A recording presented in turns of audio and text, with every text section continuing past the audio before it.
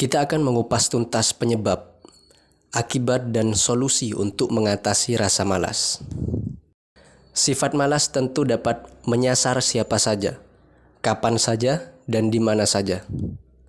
Tentu sifat yang satu ini lebih banyak merugikan setiap manusia. Berikut 8 cara mengatasi sifat malas tersebut.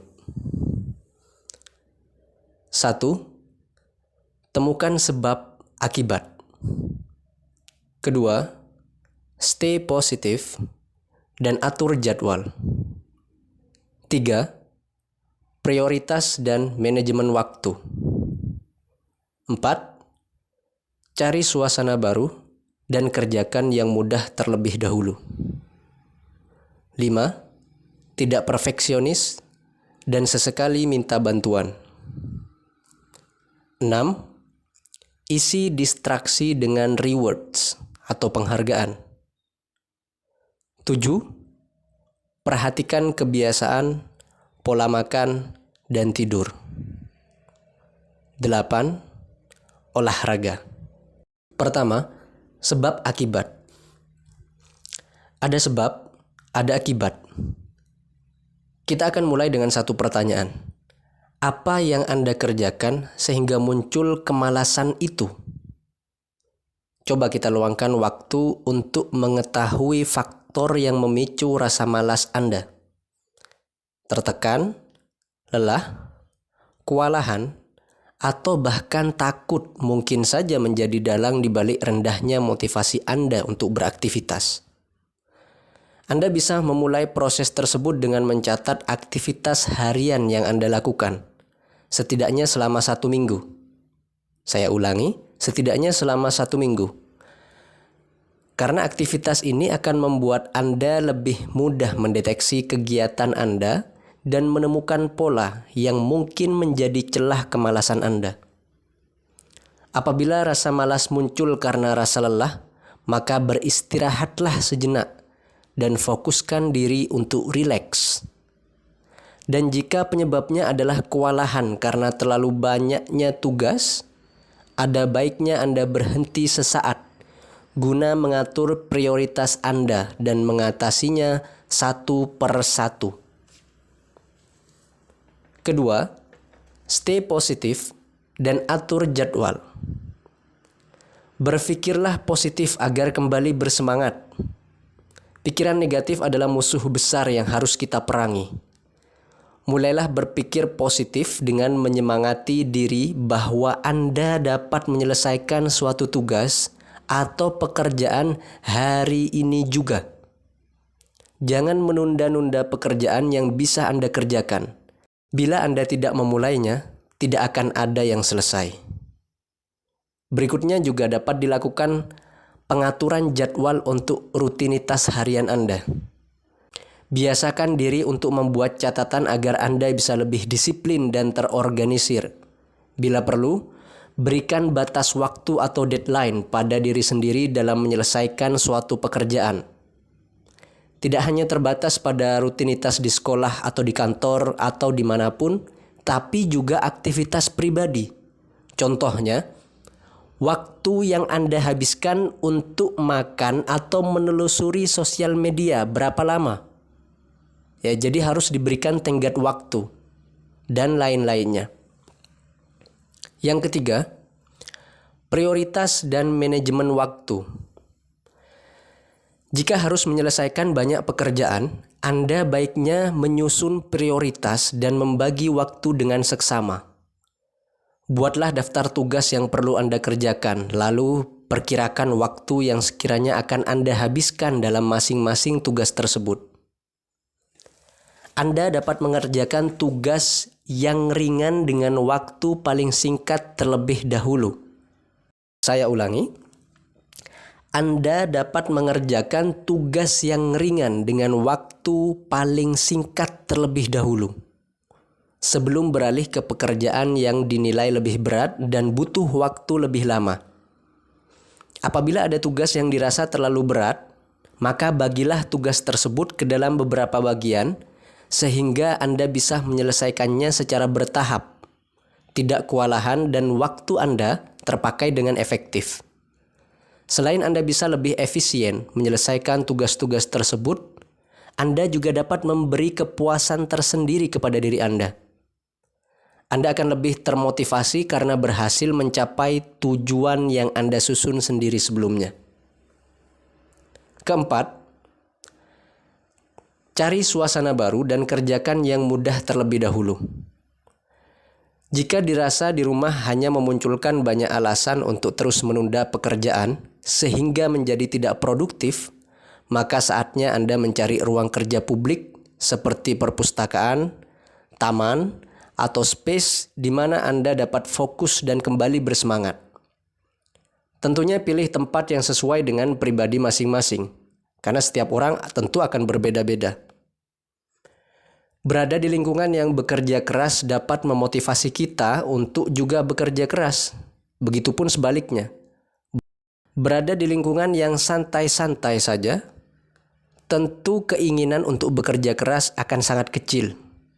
Maka tentukan pilihan Anda. Secara berkala, mengubah profil layout tempat kerja atau kantor atau di rumah atau di kamar dan dimanapun. Kemudian buat daftar pekerjaan yang lebih mudah untuk dilakukan saat mulai mengerjakan sesuatu. Mengerjakan pekerjaan yang sulit tentu akan memakan waktu dan pikiran lebih lama. Hal ini akan membuat Anda lelah setelah melakukan satu pekerjaan.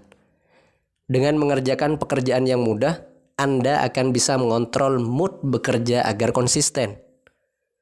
Tugas yang telah diselesaikan sebelumnya akan meningkatkan motivasi untuk menyelesaikan seluruh daftar tugas yang telah dibuat. 5. Tidak perfeksionis dan meminta bantuan tidak apa-apa. Jangan terjebak dalam ilusi kesempurnaan. Menjadi perfeksionis memang sering diperlukan untuk membuat pekerjaan sebagus mungkin hasilnya. Namun ingat, perfeksionisme bisa menyebabkan orang menjadi terlalu kritis terhadap diri mereka sendiri dan bahkan orang lain, sehingga menyebabkan peningkatan depresi dan kecemasan yang berakibat pada kemalasan. Ingat, bahwa tidak akan pernah ada pekerjaan yang betul-betul sempurna.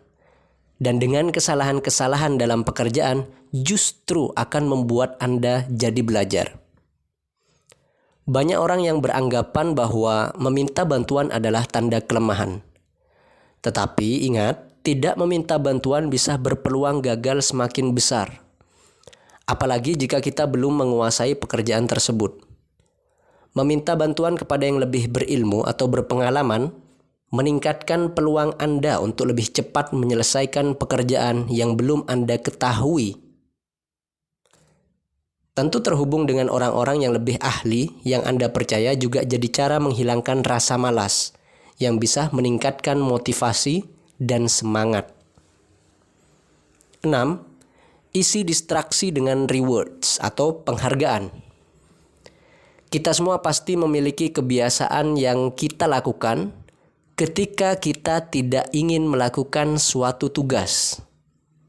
Nah, distraksi tersebut bisa berupa berselancar di media sosial, ngopi, atau menekuni hobi. Cari dan saringlah cara untuk membuat kegiatan ini lebih sulit untuk diakses. Carilah tempat yang tenang untuk bekerja, atau Anda bisa menjadikan kegiatan distraksi menjadi rewards saat suatu pekerjaan sudah selesai nantinya. 7. Perhatikan pola tidur dan makan. Saya sarankan untuk tidur lebih awal atau tepat waktu di malam sebelumnya.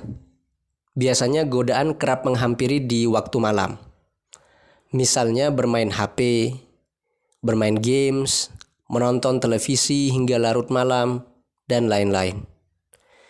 Kita begadang sehingga waktu tidur berkurang. Akibatnya kualitas tubuh saat bangun menjadi kurang. Karena kita tidak memiliki waktu cukup untuk mengembalikan energi tubuh di malam hari. Oleh karena itu, pastikan untuk istirahat yang cukup. Dengan tidur setidaknya 6-8 jam di malam hari agar tubuh bugar keesokan harinya. Daripada mengkonsumsi makanan berat yang mengandung minyak yang sangat banyak, lebih baik mengkonsumsi makanan sehat, baik itu kualitas makanan maupun jumlahnya. Misalnya dengan mengkonsumsi sayur dan buah, serta meminum banyak air putih. Disarankan sebaiknya tidak meminum banyak minuman bersoda. Dalam sebuah hadis, Nabi Muhammad SAW mengajarkan tidak berlebih-lebihan dalam makan. Rasulullah SAW menganjurkan makan beberapa suap saja untuk menegakkan tubuh.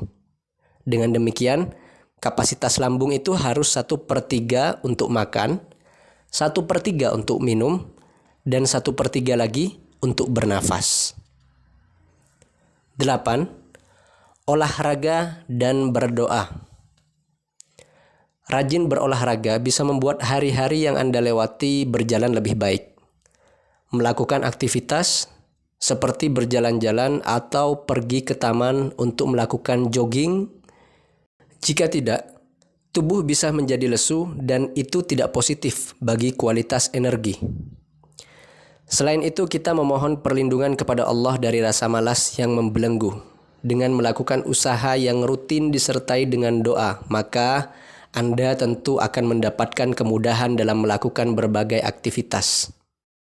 Itulah tadi 8 cara mengatasi rasa malas yang tentu bisa kita praktekkan dengan mudah setiap harinya. Semoga bermanfaat. Wassalamualaikum warahmatullahi wabarakatuh.